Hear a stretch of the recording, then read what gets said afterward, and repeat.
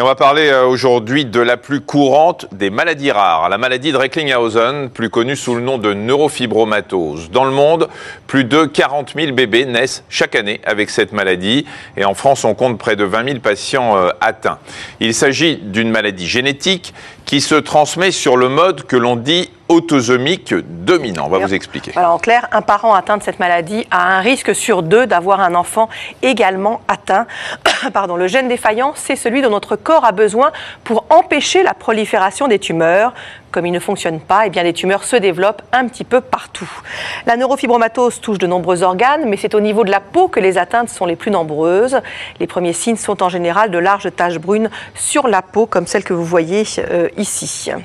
Alors, ces taches que l'on dit taches café au lait, vu leur couleur, sont souvent accompagnées de taches de rousseur qui sont très concentrées sur les aisselles et aux plis de laine, comme sur cette photo. Et dans une même famille, la maladie peut prendre des formes très différentes. Il y a une forme très déformante, qu'on appelle vulgairement le syndrome d'Elephant Man. Vous allez voir un petit peu comment ça se passe sur une animation. Ça engendre des tumeurs très volumineuses sur le visage. Ce visage va se déformer progressivement, comme vous le voyez. Oui, c'est la maladie dont souffre Pascal. Vous allez le voir, le 3e greffé du visage au monde, dont on vous a souvent parlé.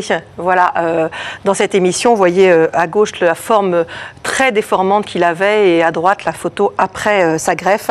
C'est une forme évidemment rare de la maladie. Dans l'immense majorité des cas, la maladie se manifeste par ce qu'on appelle des neurofibromes. C'est ce que vous voyez ici, qui apparaissent à l'adolescence. En fait, ce sont de petites tumeurs bénignes qui se forment au niveau des terminaisons nerveuses qui parcourent le corps. Parfois, ces neurofibromes sont invisibles parce qu'ils sont situés sous la peau. Oui, ils sont invisibles, mais ils font quand même souffrir les malades et ils peuvent engendrer des troubles moteurs, des difficultés d'apprentissage ou des complications neurologiques.